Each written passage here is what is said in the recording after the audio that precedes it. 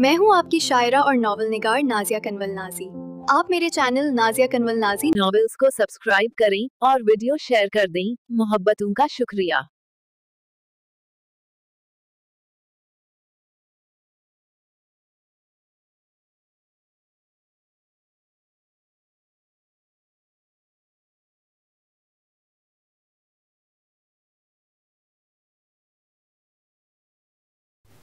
ظاہر اس وقت ایک ضروری کام کے سلسلے میں اسلام آباد گیا ہوا تھا۔ ہلکی ہلکی بارش میں شام ڈھلے ہوٹل سے وہ اپنے دوست کامران سے ملنے کے لیے اس کی رہائش گاہ پر آیا تھا جب اسے ثانیہ عباس کی شادی کی اطلاع ملی۔ کامران اشر حسین کے قریبی جاننے والوں میں سے تھا۔ تبھی اس وقت جب وہ اس کے ڈرائنگ روم میں بیٹھا چائے پی رہا تھا، کامران نے اس سے کہا تھا، یار مجھے تو سمجھ نہیں آتی، آخر زندگی کے اتنے اہم معاملات میں یہ عورتیں عقل سے کام کیوں نہیں لیتی؟ کیوں؟ کیا ہوا؟ ڈھیلے ڈھالے انداز میں صوفے پر بیٹھا چائے کی چسکی لیتے ہوئے وہ مسکرایا تھا۔ جب وہ بولا، ہونا کیا ہے؟ میرے دوست اشر حسین کو تو نہیں جانتے تم، ایک نمبر کا عیاش اور کمینہ بندہ ہے، مجھ سے اس کی کوئی بھی بات چھپی ہوئی نہیں ہے۔ اب اس کی جو کزن ہے ثانیہ عباس، وہ پوری طرح سے اس کے فریم میں آئی ہوئی ہے۔ اس شخص کی وجہ سے اس نے اپنے شوہر سے طلاق لی، اب 2 معصوم سے بچوں کو بھی چھوڑا ہوا ہے، اور یہ اشر اسی کی آدھی سے زیادہ جائیداد ہتھیا کر اس سے شادی رچانے جا رہا ہے، جبکہ پہلی بیوی کو بھی اس نے طلاق نہیں دی۔ میرا دل تو بہت کڑ رہا ہے یار، یقیناً شادی کے بعد یہ ثانیہ عباس کو بہت ذلیل کرنے والا ہے۔ کامران کہہ رہا تھا مگر زائن کے بدن سے تو جیسے جان ہی نکل گئی تھی۔ یہ کیا کہہ رہے ہو تم؟ ثانیہ عباس اور اشر حسین کی شادی؟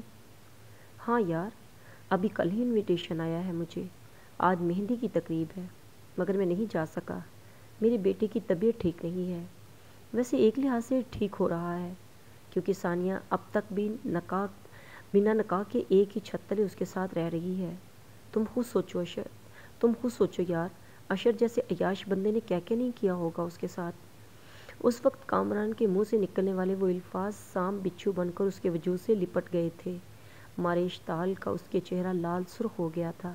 یہ کیا ہو رہا تھا؟ ثانیہ عباس اس کے ساتھ ایسا کیسے کر سکتی تھی؟ اپنی سنگدلی اور بے وفائی کے باوجود کیا وہ اس حد تک بھی جا سکتی تھی کہ اس کے تعلق کا کوئی وجود ہی باقی نہ رہتا؟ وہ جرم جو اسے سرزد ہی نہیں ہوا تھا، اس جرم کے لیے وہ اسے اتنی بڑی سزا کیسے دے سکتی تھی؟ یک لخت امٹ کر آنے والے غصے کے ساتھ اسے ثانیہ عباس کی ذات سے بے حد نفرت محسوس ہوئی تھی۔ وہ اٹھا تھا اور پھر کامران کے روکنے کے باوجود طوفان بنا وہاں سے نکلتا چلا گیا تھا۔ ثانیہ شہر سے حویلی پہنچی تو رو رو کر اس کا برا حال تھا۔ چودرانی اس وقت اپنے معمول کے کاموں میں مصروف تھیں جب وہ گاڑی سے نکلتی بھاگتی ہوئی آئی اور ان سے لپٹ کر بچوں کی طرح رو پڑی۔ چودرانی کے ہاتھ پاؤں پھول گئے۔ ثانیہ، کیا ہوا ہے میری تھی؟ دھوکا ہوا ہے دادو، دھوکا ہوا ہے میرے ساتھ، اور پتہ ہے کس نے دھوکا دیا مجھے؟ میری اپنی ماں نے۔ از حد ایموشنل ہوتے ہوئے وہ پھر شدت سے رونے لگی تھی۔ چودرانی ہکا بکا رہ گئی۔ یہ کیا کہہ رہی ہے پتر؟ سچ کہہ رہی ہوں دادو، آپ کی ثانیہ برباد ہو گئی، کہیں کی نہیں رہی۔ تیزی سے بہتے آنسوؤں کے ساتھ ہی اس نے انہیں اپنی ساری کہانی کہہ سنائی تھی۔ چودرانی حیرت سے کنگ سب سنتی رہیں۔ ظاہر کی حیثیت اور مقام جان کر ان کی محبت اور قدر دل میں مزید بڑھ گئی تھی۔ دادو ظاہر کہاں ہے؟ مجھے اس سے ملنا ہے۔ اپنی ساری کہانی دادو کے گوش گزار کرنے کے بعد اس نے آنسو پوچھتے ہوئے چودرانی سے پوچھا تھا جب وہ بولی، ظاہر گاؤں میں نہیں ہے، پرسوں سے اسلام آباد گیا ہوا ہے۔ تو نے اس کے ساتھ بالکل بھی اچھا نہیں کیا ثانیہ، مرد ہو کر تیری محبت میں کیا کیا برداشت نہیں کیا اس نے۔ میں نے دیکھا ہے جیسے پچھلے 5 سال اس نے کاٹے ہیں۔ کوئی ایسا بندہ نہیں گاؤں کا جس کے دل میں ظاہر کی محبت نہ ہو۔ وہ تجھ سے پیار کرتا ہے میری بچی، اس لیے آج تک تیرے نام پر حرف نہیں آنے دیا اس نے، اور تو اس کی عزت داؤ پر لگا رہی تھی۔ پہلی بار دادو نے اسے ڈانٹا تھا، وہ سر جھکائے روتی رہی۔ اشر کے فون آ رہے تھے، وہ اسے واپس بلا رہا تھا۔ ثانیہ نے موبائل توڑ دیا۔ شام گہری ہو رہی تھی جب وہ ظاہر کے گھر جانے کے لیے حویلی سے نکلی تھی۔ ابھی نکلی ہی تھی جب اچانک وہ سامنے آ گیا۔ ثانیہ اسے دیکھ کر ٹھٹک گئی تھی، جبکہ وہ کسی خوفناک طوفان کا روپ دھارے بے حد خوبصورت شخص اسے بنا ایک لفظ کہے बाजू से पकड़कर खींचते हुए अपनी गाड़ी तक लाया और फिर भेड़ बकरियों की तरह पिछली सीट पर धकेल कर तेजी से गाड़ी आगे बढ़ा दी। ज़ाहिर ममनाकर वो अभी कुछ कहना ही चाहती थी जब वो थाड़ उठा, खामोश, हलक से आवाज़ ना निकले तुम्हारी, नहीं तो जिंदा ज़मीन में गाड़ दूंगा। उसका सुर्ख चेहरा कहर की अलामत बना था। सानिया साकत रह गई। अगले 10 मिनट के बाद उसने गाड़ी डेरे पर रोकी और फिर उसी तरह उसे खींचते हुए वो अंदर कमरे तक ले आया था। सानिया संभल भी न सकी थी जब उसने उसे ज़ोरदार थप्पड़ रसीद करते हुए तारे दिखा दिए। कितनी गिरोगी तुम, हाँ, कितनी गिरोगी? मेरे नकामे होते हुए तुम किसी और मर्द के साथ शादी रचाने के ख्वाब देख रही हो। जानती भी हो कितना कबीरा गुनाह है ये। वो पूरी ताकत से धाड़ रहा था। सानिया ने उफ नहीं की। दौलत चाहिए ना तुम्हें? सिर्फ दौलत के लिए तुम्हारी नज़रों में मेरी कोई औकात नहीं, कोई बात नहीं। मत समझो मुझे अपना शौहर। आज के बाद मेरे दिल में भी तुम्हारी इज्जत अहमियत नहीं है। लेकिन एक बात कान खोलकर सुन लो सानिया अब्बास, बस बहुत हो चुका। अब मज़ीद एक हमाकत भी बर्दाश्त नहीं करूँगा मैं तुम्हारी। आज ही तलाक के असली पेपर्स मिल जाएंगे तुम्हें, मगर याद रखना, जिस शख्स को तुमने खुद अपने लिए चुना है वो तुम्हें ऐसे बर्बाद करेगा कि ना जिंदों में रहोगी ना मुर्दों में। कहर बरसाती आंखों में नफरत समोए उसे शौक ही तो कर गया था। तभी वो फिर बोला था, आज के बाद मेरे बच्चों से तुम्हारा कोई लेना देना नहीं। आज के बाद बस ज़ाहिर, आगे कुछ मत कहना। रोक कर उसकी बात काटते हुए वो आगे बढ़ी और जोर से ज़ाहिर के गले लग गई। मुझे उस घटिया शख्स से बचा लो ज़ाहिर। वो कमीना शख्स एक ताजर के साथ बिजनेस डील की आड़ में मेरा सौदा कर चुका है। शादी के नाम पर मेरी सारी जायदाद हत्या कर मुझे मारने का प्रोग्राम बनाए बैठा है। रोक कर कहती एक मुद्दत के बाद वो उस पत्थर में गोया जान डाल गई थी। ज़ाहिर को लगा वो हिल भी नहीं पाएगा। तभी वो बोली थी, मैं खुदा को गवाह बनाकर कहती हूँ ज़ाहिर, मैंने कभी आपकी इज्जत का सौदा नहीं किया, ना अशर को ना किसी को खुद को छूने की इजाज़त दी। मेरा तन मन सिर्फ एक ही शख्स की मलकियत रहा है और वो आप हैं। मैंने कभी अशर को अहमियत नहीं दी, सवाए आपको टॉर्चर करने और जलाने के सिवा, क्योंकि मैंने खुद तलाक के पेपर्स देखे थे। मैं टूट गई थी। आपकी जुदाई ने मेरे अंदर एक अनदेखी आग लगा छोड़ी थी, मगर कसम उठाकर कहती हूँ मैं पाक हूँ। सवाए आपके किसी मर्द ने ना छुआ है, ना किसी को मैंने इतनी इजाज़त दी है। Just shut up. तुम्हारी पाकीज़गी के सबूत मैं एयरपोर्ट पर खुद अपनी आंखों से देख चुका हूँ। वो सब फरेब था ज़ाहिर, सिर्फ आपको जलाने के लिए। मुझे जलाने के लिए अपनी आखिरत बर्बाद करोगी तुम? उसकी बात काटते हुए अचानक वो चिल्लाया था। सानिया की सिफाई उसे मुतमईन नहीं कर सकती थी। वो बेबसी से रोती रह गई। आज के बाद कभी तुम्हारे सामने नहीं आऊँगा, चाहे तो यकीन कर लेना, नहीं तो तुम्हारी मर्जी। उसके तेज़ी से बहते आंसुओं से निगाह चुराते हुए उसने सर्द लहजे में कहा और पलट गया। तभी वो सामने आई थी। नहीं, मुझे ये सज़ा मंसूर नहीं है। मुझे अपना ज़ाहिर वापस चाहिए। अगर ये मुमकिन नहीं तो प्लीज़ मुझे जान से मार दो ज़ाहिर, मैं आपको अपने सारे सितम माफ़ कर दूँगी।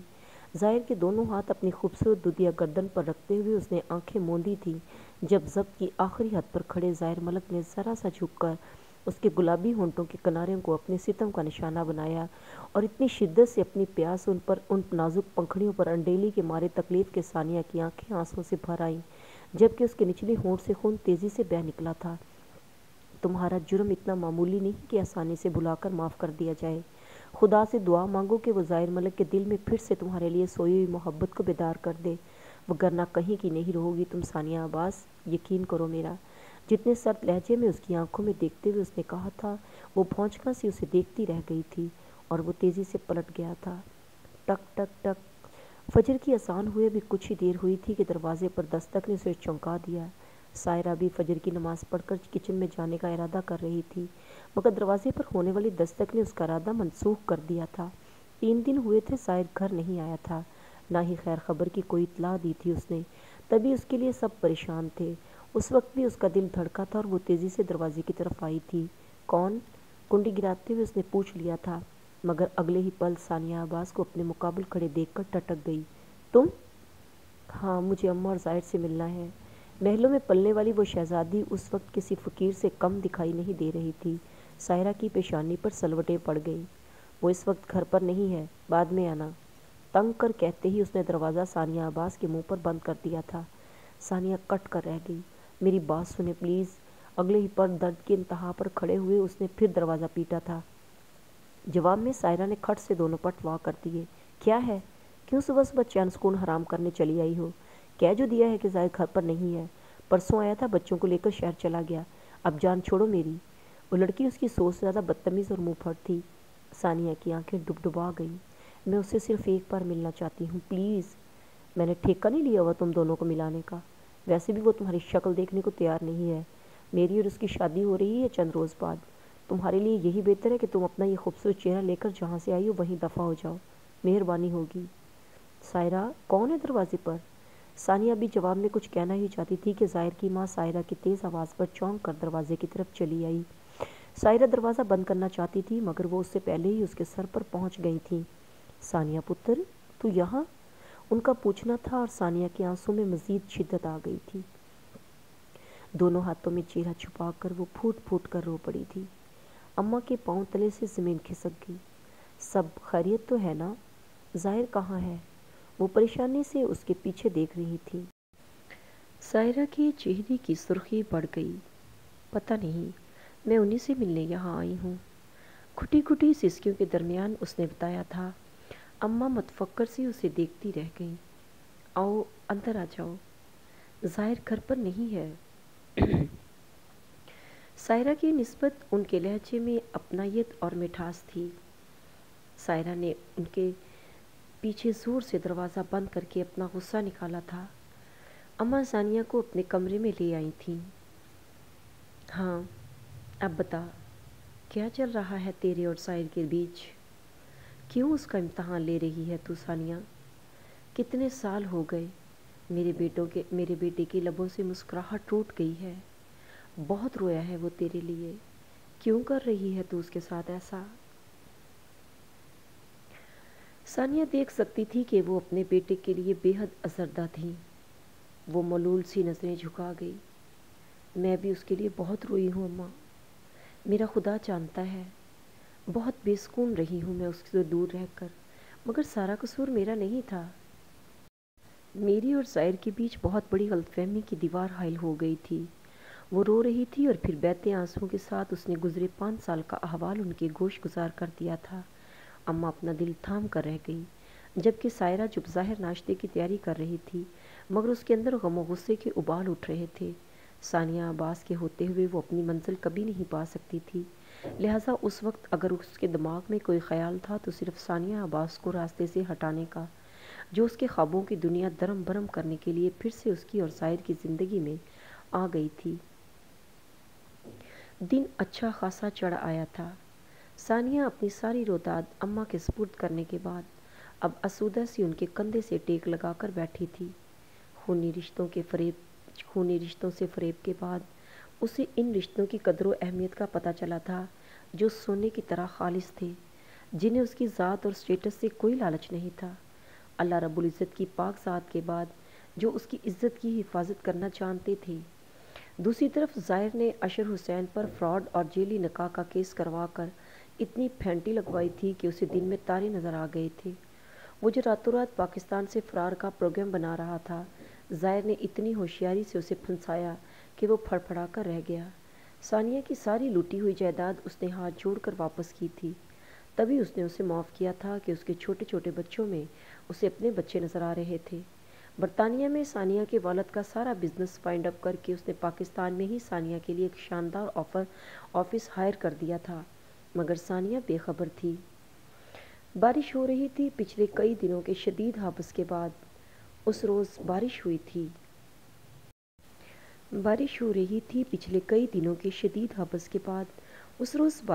تھی۔ پورے 15 دن ہو گئے تھے ظاہر نے گاؤں کا رخ نہیں کیا تھا۔ وہ تو جیسے گاؤں آنے والے راستے ہی بھول بیٹھا تھا۔ ثانیہ روز اس کا انتظار کرتی اور روز اس کی آس ٹوٹ جاتی۔ ظاہر کے ماں باپ کی خدمت کو ہی اس نے اپنا نصب العین بنا لیا تھا، مگر دل کو چین نہیں تھا۔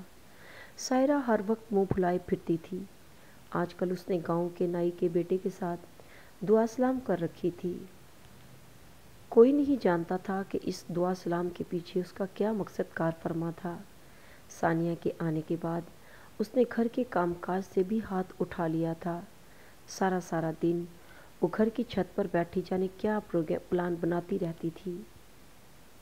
پورے 15 دن کے بعد اس روز ظاہر نے گھر کا رخ کیا تھا۔ ثانیہ اس وقت کپڑے دھونے میں مصروف تھی، ساتھ ہی اس نے تندور جلا رکھا تھا۔ سائرہ گھر پر نہیں تھی، لہٰذا وہ اکیلی ہی بھاگ بھاگ کر سب کچھ سمیٹ رہی تھی جب وہ ادھ کھلے دروازے سے گھر کے اندر چلا آیا۔ اماں دروازہ کیوں کھلا ہے؟ کتنی بار کہا ہے دروازہ کھلا مت چھوڑا کریں، مگر آپ کو قدرے خفگی سے کہتا وہ ابھی 2 قدم ہی اٹھا پایا تھا کہ سامنے کپڑے سمیٹتی ثانیہ عباس کو دیکھ کر ٹھٹک گیا۔ منہ کے لفظ بھی منہ ہی میں رہ گئے تھے۔ تم یہاں؟ ثانیہ کی آنکھیں اسے دیکھتے ہی آنسوؤں سے بھر آئی تھیں۔ فقط چند ہی روز میں کتنا بدل گیا تھا وہ۔ چہرے کا سارا حسن اور جاذبیت جیسے ماند پڑ گئی تھی۔ ہلکی ہلکی بڑھی ہوئی شیب اور بکھرے بالوں نے اس کے اندر کا حال اس پر خوب واضح کر دیا تھا۔ وہ شخص واقعی محبت کرنا جانتا تھا۔ ثانیہ نے ہاتھ میں پکڑے کپڑے دوبارہ تار پر ڈال دیے۔ سائرہ!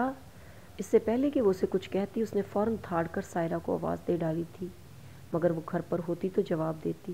تبھی راستے میں پڑی کپڑوں کی بالٹی کو ٹھوکر مارتے ہوئے وہ اماں کے کمرے کی طرف بڑھ آیا تھا۔ ماں صدقے جائے، کیوں چلا رہا ہے؟ وہ ابا کو کپڑے تبدیل کروا رہی تھیں، تبھی اس کے دھاڑنے پر فوراً لپکتے ہوئے باہر آئی تھیں۔ کہاں تھا اتنے دن؟ نہ خیر نہ خبر، حال بھی فقیروں جیسا بنا رکھا ہے۔ میرے حال کو چھوڑے، سائرہ کہاں ہے؟ اس کے چہرے پر سرخی تھی۔ اماں گھبرا گئیں۔ یہی محلے میں کسی کے گھر گئی ہوگی۔ کیوں؟ کیا بات ہے؟ بلا کر لائیں اسے۔ الو کی پٹھی کو نہ اپنی عزت کا خیال ہے نہ کسی اور کی۔ شدید غصے میں بنا ثانیہ کی ذات کو کوئی اہمیت دیے وہ اپنے کمرے کی طرف بڑھ گیا تھا۔ ثانیہ جہاں کی تہاں کھڑی رہ گئی تھی۔ تھوڑی ہی دیر بعد سائرہ گھر آئی تو وہ اس پر چڑھ دوڑا۔ کہاں تھی تم؟ اس کی آنکھوں میں تیرتی غصے کی سرخی نے سائرہ کو بھی پریشان کر دیا تھا۔ کیوں؟ ایسے کیوں پوچھ رہا ہے تو؟ دل زور سے دھڑک اٹھا تھا۔ جو پوچھا ہے اس کا جواب دے، زیادہ بکواس کرنے کی ضرورت نہیں ہے۔ ایک مرتبہ پھر وہ دھاڑا تھا۔ سائرہ بول اٹھی۔ اللہ دیتا نائی کے گھر تھی، اس کی بیٹی نے بلایا تھا۔ چٹاخ! اس کے کہنے کی دیر تھی کہ ظاہر کے تھپڑ نے اسے چکرا کر رکھ دیا۔ تم کیا سمجھتی ہو؟ اگر میں گاؤں میں نہیں ہوں تو مجھے تمہاری کرتوتوں سے کی کوئی خبر نہیں؟ وہ چلا رہا تھا۔ ثانیہ سہم کر رہ گئی، جبکہ سائرہ کو تو یقین ہی نہیں آیا کہ وہ اسے تھپڑ بھی مار سکتا ہے۔ تبھی وہ حیران کھڑی اماں کی طرف مڑا تھا۔ میں نے کہا تھا آپ سے اس کی شادی فائنل کر دیں، مگر آپ کو مفت میں فارغ بیٹھ کر کھانے کی عادت پڑ گئی ہے۔ نہیں رکھوالی کر سکتی تو کیوں رکھا اسے اپنے گھر میں؟ اب وہ اپنی ماں کی خبر لے رہا تھا۔ ہوا کیا ہے ظاہر؟ کیوں اتنا ہنگامہ کر رہا ہے تو؟ ہنگامہ؟ میرا بس چلے میں گولی مار دوں، جو ایک مرتبہ پھر میری عزت کا جنازہ نکالنے پر تلی ہوئی ہے۔ اور آپ بھی دیکھ لیجئے گا اماں، اس بار ابا کے بعد یہ مجھے چارپائی پر ڈالے گی۔ اس کا غصہ کسی طور کم نہیں ہو رہا تھا۔ اماں نے اپنا کلیجہ تھام لیا۔ ہائے اللہ نہ کرے، ایسے کیوں کہہ رہا ہے تو؟ پاگل ہو گیا ہوں میں، اس لیے۔ زچ ہو کر کہتا وہ فوری گھر سے باہر نکل گیا تھا۔ ثانیہ بے آس و نامراد کھڑی رہ گئی تھی۔ وہ بے نیاز سا جیسے گھر آیا تھا ویسے ہی نکل گیا، یوں جیسے اسے ثانیہ کے آنے نہ آنے سے کوئی فرق ہی نہ پڑا ہو۔ سائرہ اسے نفرت سے گھورتی کچن میں جا چھپی تھی۔ وہ گمسم سی وہیں کھڑی رہ گئی تھی۔ ساون شروع ہو گیا تھا۔ دن میں 2-3 بار وقفے سے بارشیں ہو رہی تھیں۔ اس روز رات میں ثانیہ کی آنکھ کھلی تو ظاہر اسی کمرے میں اس سے کچھ فاصلے پر سو رہا تھا۔ پتہ نہیں وہ کب وہاں آیا تھا۔ اماں آج کل سائرہ کی شادی کے لیے خاصی سرگرم تھیں۔ وہ سارا دن پاگلوں کی طرح ظاہر کا انتظار کرتی رہتی، مگر وہ جیسے ادھر آنا ہی بھول چکا تھا۔ ایک سزا تقدیر نے اسے دی تھی اور ایک سزا اب ظاہر ملک اسے دے رہا تھا۔ وہ اندر ہی اندر گھلنا شروع ہو گئی۔ ظاہر نے بچے شہر میں ہاسٹل میں چھوڑ دیے تھے تاکہ ان کی تعلیم کا حرج نہ ہو۔ ثانیہ بچوں کو دیکھنے کے لیے تڑپ رہی تھی، مگر ظاہر نے پرواہ نہیں کی تھی۔ باہر سین میں پھر بارش ہو رہی تھی۔ ثانیہ خاموشی سے اٹھی اور ظاہر کی چارپائی کے قریب چلی آئی۔ سینے کے بل لیٹا وہ بے خبر سو رہا تھا۔ جب اس نے خاموشی سے آنسو بہاتے ہوئے اپنے ہونٹ اس کے پیروں پر رکھ دیے، وہ جاگا تھا اور پھر فوراً سے پیشتر اس نے اپنے پاؤں اوپر سمیٹ لیے تھے۔ ظاہر پلیز مجھے معاف کر دو، پلیز۔ کس بات کے لیے؟ اس کے لہجے میں اب بھی کاٹ تھی۔ ثانیہ کی آنسوؤں میں مزید شدت آ گئی۔ تم جانتے ہو میں تم سے کس بات کی معافی مانگ رہی ہوں؟ مت مانگو، کیونکہ مجھے تمہاری معافی کی ضرورت نہیں ہے، ٹونگ کر کہتا وہ فوراً کمرے سے باہر نکل آیا تھا۔ ثانیہ بھی اس کے پیچھے ہی چلی آئی۔ ظاہر میں بہت شرمندہ ہوں، میری بات سن لو پلیز، پھر جو چاہے سزا دے دینا، میں اف بھی نہیں کروں گی۔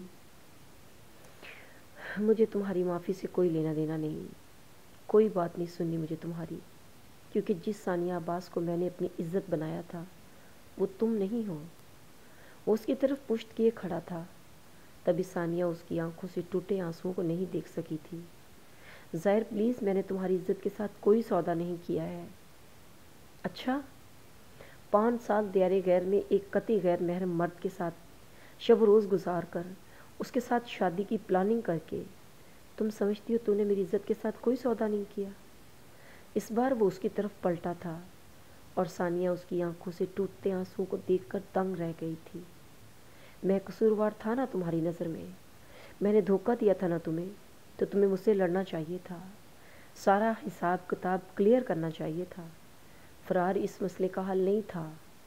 قطعی جنونی انداز میں اسے کندھوں سے پکڑ کر جھنجھوڑتے ہوئے وہ بولا تھا۔ ثانیہ کے لبوں پر چپ کا قفل لگ گیا۔ وہ پلٹا تھا اور پھر کمرے میں جا کر اس نے اندر سے کنڈی لگا لی تھی۔ ثانیہ گمسم سی وہیں صحن میں بیٹھی رہی، فجر تک بارش میں بھیگتی رہی۔ شہر میں ظاہر کا بنگلہ تکمیل پا گیا تھا، لہٰذا آج کل وہ شہر آیا ہوا تھا۔ بنگلے کی ملکیت اس نے ثانیہ عباس کے نام کر دی تھی۔ اس روز موسم بہت اچھا تھا۔ ثانیہ چھت پر بیٹھی مسلسل ظاہر کے بارے میں سوچے جا رہی تھی، جب سائرہ اس کے لیے دودھ کا گلاس لے کر وہیں چلی آئی۔ شام میں دودھ دوہنا اور پھر سب گھر والوں کو تقسیم کرنا اسی کی ذمہ داری تھی۔ ثانیہ نے قدموں کی چاپ پر پلٹ کر اس کی طرف دیکھا تھا۔ یہ لو دودھ، خالہ نیچے بلا رہی ہیں تمہیں۔ اس کے دیکھنے تک وہ قریب آ چکی تھی۔ ثانیہ نے رخ پھیر لیا۔ نہیں، آج میرا دل نہیں چاہ رہا۔ دل نہیں چاہ رہا تھا تو سرے شام ہی منع کر دیتی۔ اب اس میں چینی مکس ہو گئی ہے، کہاں سنبھال کر رکھوں بتاؤ؟ وہ فوراً ہی بے حد تلخ ہو گئی تھی۔ ثانیہ نے جھگڑے سے بچنے کے لیے گلاس تھام لیا۔ ٹھیک ہے، میں پی لوں گی، اماں سے کہو ابھی تھوڑی دیر میں آتی ہوں۔ ٹھیک ہے، گلاس ساتھ لے آنا، لٹھ مار لہجے میں کہتی وہ واپس پلٹ گئی تھی۔ ثانیہ کتنی ہی دیر گلاس تھامے وہیں بیٹھی رہی۔ اسی دوران اس نے 3-4 گھونٹ دودھ کے بھرے تھے۔ وہ ابھی سیڑھیوں پر تھی کہ اس کا سر چکرانا شروع ہو گیا تھا۔ دودھ کا آدھا بھرا گلاس اس کے ہاتھ سے چھوٹ کر زمین پر گر گیا۔ سامنے کا منزل بھی دھندلانے لگا۔ مزید سیڑھیاں کراس کرنا اس کے لیے ممکن ہی نہ رہا تھا۔ عین اسی لمحے کرمداد نے دروازے پر دستک دی تھی، جبکہ اماں جو کمرے میں بیٹھی ابھی نماز سے فارغ ہوئی تھی، دھڑم سے کچھ گرنے کی آواز پر فوراً باہر کی طرف لپکیں۔ ثانیہ درد سے بے حال اپنا پیٹ پکڑے سیڑھیوں پر گری پڑی تھی۔ ان کے پاؤں تلے سے جیسے زمین نکل گئی۔ ظاہر اس وقت شاپنگ کر رہا تھا جب اسے کرمداد کا فون گیا۔ وہ اماں کے ساتھ ثانیہ کی حالت غیر ہونے پر اسے شہر کی طرف لے کر آ رہا تھا۔ ظاہر ہکا بکا رہ گیا۔ ابھی کل ہی تو وہ گھر سے آیا تھا، تب تک تو وہ ٹھیک تھی، پھر ایک ہی دن میں ایسا کیا ہو گیا تھا کہ نوبت یہاں تک آ گئی تھی؟ بچے اس کے ساتھ تھے۔ اس نے فوراً انہیں ہاسٹل واپس چھوڑا اور بائک مطلوبہ ہاسپٹل کی طرف دوڑا دی۔ جس وقت وہ کرمداد اور اماں اور ثانیہ کے ساتھ ہسپتال پہنچا، اس کا رنگ خطرناک حد تک سرد پڑ چکا تھا۔ راستے میں 2 بار کیب بھی ہو گئی تھی۔ اس کے باوجود اسے دیکھ کر ظاہر کے پاؤں تلے سے زمین نکل گئی تھی۔ ایمرجنسی وارڈ میں فوری ایڈمٹ کروانے کے باوجود ڈاکٹرز کچھ بھی کہنے سے قاصر تھے۔ فوراً سے پیشتر اس کا معدہ واش کیا گیا تھا، مگر اب بھی اس کی حالت تسلی بخش نہیں تھی۔ ظاہر کو لگا جیسے کسی نے اس کے بدن سے جان کھینچ لی ہو۔ لاکھ بے وفائیوں اور عداوتوں کے باوجود وہ لڑکی اس کی زندگی تھی، اور اب تو اماں کی زبانی اس کی ساری کہانی سن کر وہ اس کی طرف سے اپنا دل بھی صاف کر چکا تھا۔ پھر ایک دم سے اچانک یہ کیا ہو گیا تھا؟ ثانیہ کی رپورٹ آ چکی تھی۔ ظاہر فوراً ڈاکٹر کی طرف لپکا۔ ڈاکٹر صاحب، اب کیسی طبیعت ہے ثانیہ کی؟ ابھی بے ہوش ہیں، جب تک ہوش میں نہیں آ جاتی ان کے بارے میں کچھ بھی کہنا مشکل ہے۔ لیکن ہوا کیا ہے؟ ابھی کل تک تو وہ بالکل ٹھیک تھیں۔ جی ہاں، کل تک ٹھیک تھا سب، مگر ابھی کچھ گھنٹے قبل انہیں زہر دیا گیا ہے۔ اس کی وجہ سے ان کی حالت خطرناک صورتحال سے دوچار ہے۔ آپ دعا کریں انہیں جلد از جلد ہوش آ جائے، نہیں تو کچھ بھی کہنا قبل از وقت ہوگا۔ خالص پیشہ ورانہ انداز میں ڈاکٹر نے کہا تھا اور پھر آگے بڑھ گیا تھا۔ ظاہر بت بنا جہاں کا تہاں کھڑا رہ گیا۔ قریب کھڑی اماں اور کرمداد بھی ہکا بکا رہ گئے تھے۔ میں ابھی آتا ہوں اماں، آپ پلیز ثانیہ کا خیال رکھیے گا۔ اگلے ہی پل سوچ کر کہتے ہوئے اس نے اماں سے کہا اور پھر کرمداد کے پکارنے کے باوجود تیزی سے وہاں سے نکل آیا۔ تقریباً 40 منٹ کے بعد جب وہ گھر پہنچا، سائرہ آئینے کے سامنے کھڑی اپنے بال سنوار رہی تھی۔ اس کے لبوں پر ایک عجیب سی پرسکون مسکراہٹ تھی۔ ظاہر کی آنکھوں میں خون اتر آیا۔ ارے تم یہاں کیا کر رہے ہو؟ ثانیہ کی طبیعت ٹھیک نہیں ہے، ماسی اسے لے کر شہر گئی ہے۔ بتایا نہیں تمہیں کسی نے؟ چٹاخ! ابھی وہ بات پوری بھی نہ کر پائی تھی کہ ظاہر کے زوردار تھپڑ نے اس کے 14 طبق روشن کر دیے۔ کیوں زہر دیا تم نے ثانیہ کو؟ بولو! اس کے دراز بالوں کو مٹھیوں میں جکڑے دھاڑ رہا تھا۔ ثانیہ بلبلا کر رہ گئی۔ بال چھوڑو میرے! چٹاخ! بجائے بال چھوڑنے کے اس نے اسے ایک اور تھپڑ رسید کر دیا تھا۔ کیا سمجھتی ہو تم؟ میں مرنے دوں گا اسے اتنی آسانی سے؟ جو میری زندگی ہے، میرے بچوں کی ماں ہے، تمہیں کیوں نہ میں مار دوں اس کے بدلے، تاکہ سارا قصہ ہی پاک ہو جائے۔ قہر کی علامت بنا وہ نہایتی نفرت امیز لہجے میں کہہ رہا تھا۔ سائرہ کی جان پر بن آئی۔ چھوڑو مجھے!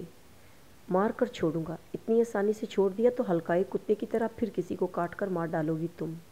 قطعی جنونی انداز میں اب وہ اس کا گلا دبا رہا تھا۔ سائرہ کے ہاتھ پیر سرد پڑ گئے۔ وہ تو سمجھی تھی ثانیہ کو راستے سے ہٹا کر وہ ظاہر کو پا لے گی، مگر یہ ظاہر تو اس کا ظاہر رہا ہی نہیں تھا۔ وہ تو ثانیہ عباس کا ہو گیا تھا۔ وہ ضد کی پکی تھی مگر تقدیر نے اس کا ساتھ نہیں دیا تھا۔ ایک لمحہ لگا تھا اسے شکست تسلیم کرنے میں، اور اس نے چپ چاپ خود کو ظاہر ملک کے سپرد کر دیا۔